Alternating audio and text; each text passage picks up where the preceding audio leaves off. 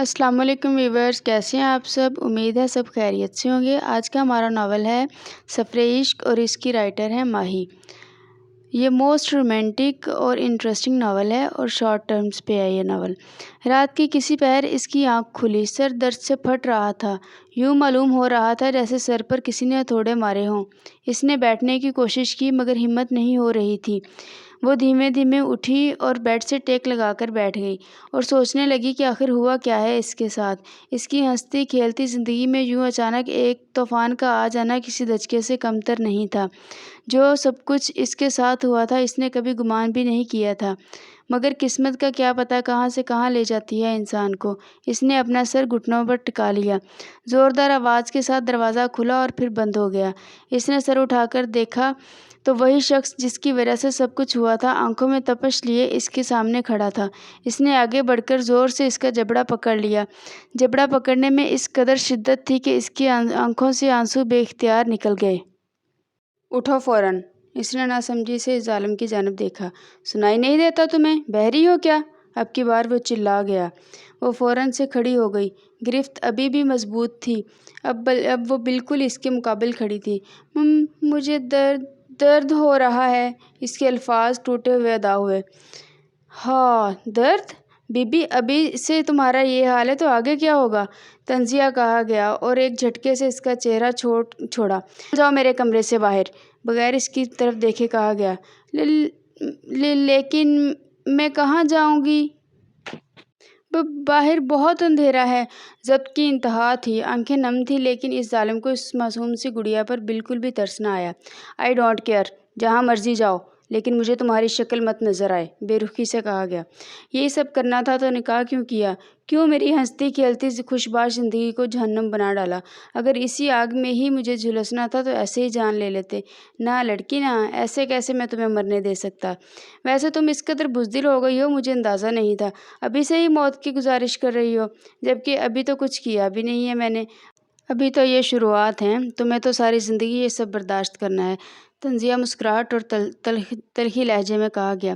آخر آپ مجھ سے چاہتے کیا ہیں؟ میرا قصور کیا ہے جس کی مجھے سزا دے رہے ہیں؟ ویسے تو میرے تم پر بہت اعصاب بنتے ہیں، مگر میں اس قدر اذیت دینا چاہتا ہوں کہ تم اپنی موت کی بھیک مانگو، کیونکہ یقین مانو تب بھی میں تمہیں نہیں بخشوں گا۔ غصے سے اس کی کلائی تھامتے ہوئے کہا گیا۔ ہاتھ میں پہنی کانچ کی چوڑیاں اپنے نشانات چھوڑ گئیں، جبکہ سامنے کھڑے وجود نے بے یقینی سے اس کی جانب دیکھا، لیکن اس کے خون بہنے سے اسے رتی برابر فرق نہ پڑا۔ اس نے تقریباً اسے گھسیٹتے ہوئے انداز میں سے اسے کمرے سے باہر نکالا اور دروازہ بند کر لیا۔ پورے گھر میں اندھیرا چھایا ہوا تھا، اندھیرے سے آگے ہی اس کی جان نکلتی تھی۔ وہیں دروازے کے باہر اپنا دوپٹہ زمین سے تھامے سر گھٹنوں پر ٹکا کر بیٹھ گئی اور آیت الکرسی کا ورد کرنے لگی۔ اسی دوران جانے کب وہ نیند کی وادیوں میں گم ہو گئی۔ صبح اس کی آنکھ کھلی مگر وہ ایک دم حیران ہوئی تھی، کیونکہ نہ وہ زمین پر تھی، زمین پر ہونے کی بجائے بیڈ پر تھی۔ میں تو باہر تھی، اندر کیسے آئی؟ آگے کی سوچ ہی اس کی دھڑکن بڑھانے لگی۔ ابھی وہ سوچ ہی رہی تھی کہ باتھ روم کا دروازہ کھلا اور وہی شخص باہر آیا۔ وہ فوراً سیدھی ہو کر بیٹھی۔ یوں تو سامنے کھڑا شخص بال برش کر رہا تھا، لیکن توجہ بیڈ پر بیٹھی نفوس پر تھی۔ اس کا یوں فوراً اٹھ کر بیٹھ جانا سامنے والے شخص سے چھپا نہیں رہا تھا۔ وہ بیڈ پر نظریں جھکائے بیٹھی تھی اور اپنے ہاتھوں کو مروڑ رہی تھی۔ وہ شخص اس کے قریب آیا۔ اس کے کلون کی خوشبو ہر سو پھیل چکی تھی۔ بے دردی سے اسے تھاما اور کھڑا کیا۔ زیادہ خوش فہمی پالنے کی ضرورت نہیں ہے، سمجھی تم؟ کمرے میں تمہیں جگہ دی ہے تو یہ مطلب نہیں کہ دل میں بھی جگہ بنا لو گی، اور یہ بات تم اپنے دماغ میں بٹھا لو۔ آہل تیمور خان کسی کا نہیں ہو سکتا، کسی کا بھی نہیں۔ غصے سے دھاڑتے ہوئے چہرے کو مضبوطی سے پکڑ کر کہا گیا۔ آنکھوں سے دو آنسو ٹوٹ کر گال میں جذب ہوئے۔ اس نے ایک جھٹکے سے اس کا چہرہ چھوڑا اور باہر کی جانب بڑھ گیا، جبکہ وہ پیچھے کھڑی اپنی قسمت پر روتی رہی۔ وہ شخص بظاہر تو بہت حسین تھا، کوئی بھی اس کی خوبصورتی کا اسیر ہو سکتا تھا۔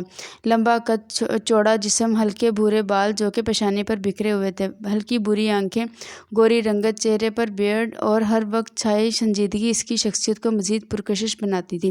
لیکن اس قدر پتھر دل اور شفاق ہو سکتا تھا یہ صرف وہی جانتی تھی، لیکن اس کے پاس یہی واحد ایک سہارا تھا، تو سب کچھ برداشت کرنا اب اس کی مجبوری بن چکا تھا۔ کچھ دیر یوں ہی کھڑا رہنے کے بعد وہ فریش ہونے کے لیے باہر چلی گئی۔ باہر آئی، شیشے کے سامنے کھڑے ہو کر اپنا معائنہ کرنے لگی۔ لمبے سلکی بال، گوری رنگت، چہرے پر معصومیت، ہلکی بری آنکھیں، ان پر لمبی گھنی پلکیں ان کو مزید پرکشش بناتی تھیں۔ خوبصورت تو وہ بہت تھی، بالکل اپنے نام طور کی طرح، مگر خوبصورتی سے کیا ہوتا ہے، اصل بات تو قسمت کی ہوتی ہے۔ گہرا سانس لے کر وہ بیڈ پر آ کر بیٹھ گئی۔ اس کی نظر اپنی کلائیوں پر پڑی جو کہ زخمی تھی۔ اس نے افسوس سے ان کی جانب دیکھا۔ گوری کلائیوں پر زخم کے نشان واضح تھے۔ رات سے اس نے کچھ نہیں کھایا تھا تو بھوک کا احساس بھی ستانے لگا۔ وہ اٹھی اور کمرے سے باہر نکل گئی۔ اندھیرے میں وہ گھر کو نہیں دیکھ پائی تھی تو اب کافی حیرانگی سے گھر کا معائنہ کرنے لگی۔ یہ گھر 2 کمروں پر مشتمل تھا، ایک کمرہ اوپر جبکہ ایک نیچے کی جانب تھا۔ سیڑھیاں لاؤنج سے اوپر کی جانب جاتی تھی۔ لاؤنج کافی بڑا تھا، اس میں موجودہ فرنیچر سے ہی اعلیٰ ذوق اور نفاست کا معلوم ہوتا تھا۔ ہر جگہ کو بہت خوبصورتی سے سیٹ کیا گیا تھا۔ لاؤنج سے باہر نکل کر گیراج تھا اور ساتھ کافی بڑا لان تھا۔ پودے اور پھول اس کی خوبصورتی کو مزید بڑھا رہے تھے۔ پورا گھر بہت خوبصورتی سے سیٹ کیا گیا تھا۔ وہ پورا گھر دیکھ کر کچن میں چلی گئی۔ کچن بھی بہت خوبصورت تھا۔ اندر ہی ڈائننگ ٹیبل پڑا ہوا تھا اور وہ اس پر اس وقت اکیلی موجود تھی۔ بھوک کا احساس مزید بڑھ رہا تھا۔ اس نے کیبنٹس کھولے اور اشیاء کو کھنگالنے لگی، مگر بے سود۔ بالآخر اس نے فریج کھولی، لیکن خالی فریج اسے منہ چڑھا رہی تھی۔ تھک ہار کر وہ واپس کمرے میں چلی گئی اور اس شخص کو کوسنے لگی۔ وہ ابھی اسے کوس ہی رہی تھی کہ کمرے کا دروازہ کھلا اور وہی شخص کمرے میں داخل ہوا۔ اس کے ہاتھ میں چند شاپنگ بیگز تھے۔ اس نے وہ بیڈ پر پھینکے۔ ان میں تمہارے کپڑے ہیں، چینج کر لو اور نیچے آ کر کھانا نکالو، اس نے حکمی انداز میں کہا اور باہر چلا گیا۔ طور کی نظر اپنے کپڑوں پر پڑی۔ وہ ابھی تک نکاح والے لباس میں ہی موجود تھی۔ وہ بھی اٹھی اور فوراً کپڑے تبدیل کیے اور نیچے آ گئی۔ آہل لاؤنج میں بیٹھا صوفے سے سر ٹکائے آنکھیں موندے بیٹھا تھا۔ وہ خاموشی سے کچن کی جانب بڑھ گئی۔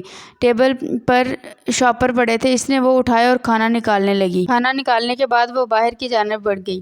کھانا لگ گیا ہے، نظریں جھکائے ہاتھوں کو مروڑ کر کہا گیا، جبکہ بات کرتے وقت ہونٹ لرز رہے تھے۔ آہل نے آنکھیں کھولی اور اس کی جانب دیکھا۔ وہ اسی کے لائے ہوئے لباس میں موجود تھی۔ اچھا، وہ یہ کہہ کر اٹھا اور کچن کی جانب بڑھ گیا۔ وہ بھی اس کے پیچھے لپکی۔ کھانا خاموشی سے کھایا گیا۔ سب کچھ سمیٹ کر کافی کمرے میں لے آؤ، وہ حکم دیتا بغیر اس کی جانب دیکھے اوپر کمرے کی جانب بڑھ گیا۔ طور نے برتن سمیٹے اور اوپر کی جانب بڑھ گئی۔ کمرے کا دروازہ کھولا تو سامنے آہل کنگ سائز بیڈ پر ٹیک لگائے بیٹھا تھا۔ طور دروازہ کے پاس کھڑی تھی۔ وہ الفاظ جمع کرنے لگی کہ کیسے مخاطب کرے۔ کیا ہوا، کچھ کہنا ہے؟ وہ جب سے یہاں آئی تھی پہلی بار آہل نے اسے نرم لہجے میں مخاطب کیا تھا۔ وہ ابھی اس نے یہی کہا تھا کہ وہ اس کے مقابل کھڑا ہو گیا اور اس کی حرکت پر کانپ اٹھی تھی۔ کیا وہ؟ آہل قریب ہوا۔ آج وہ طور کو حیران کرنے پر تلا ہوا تھا۔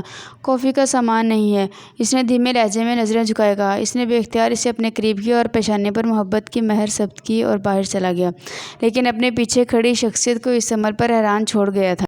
آہل نے گھر کی تمام ضروریات کا سامان ڈرائیور سے کہہ کر منگوا لیا تھا، جبکہ وہ ابھی تک گھر نہیں آیا تھا۔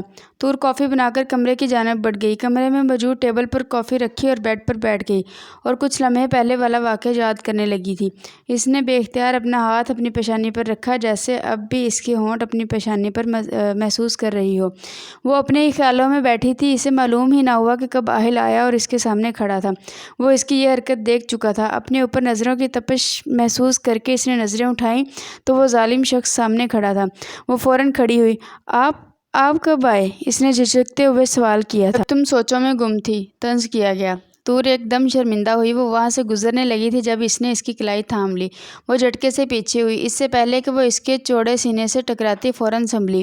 کوئی غلط بات سمجھنے کی ضرورت نہیں ہے، جو کچھ بھی ہوا وہ سب ایک مجبوری تھا، سمجھی تم؟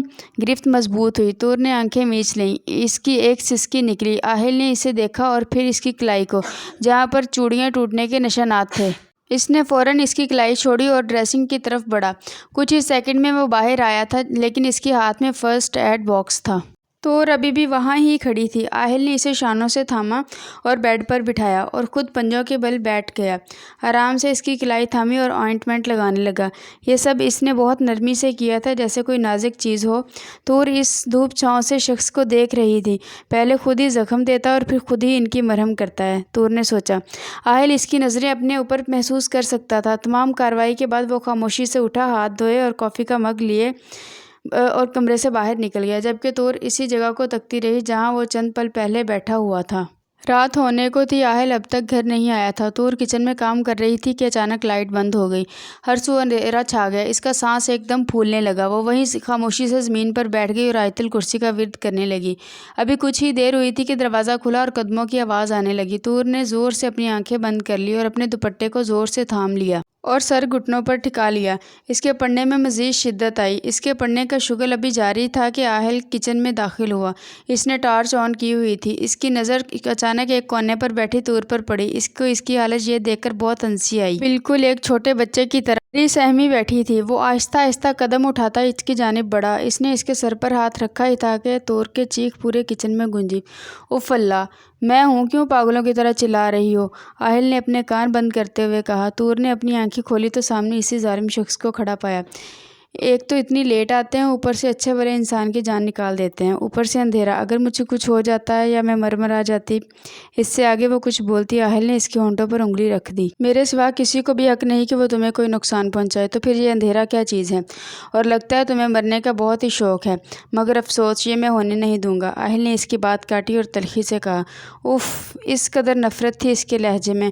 طور کی آنکھیں نم ہوئیں۔ اس نے اس کے لبوں سے انگلی ہٹائی اور باہر کی جانب بڑھ گیا۔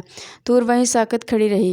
آہل نے باہر جا کر دیکھا UPS بند ہو گیا تھا۔ اس نے آن کیا اور واپس اندر کی جانب بڑھ گیا۔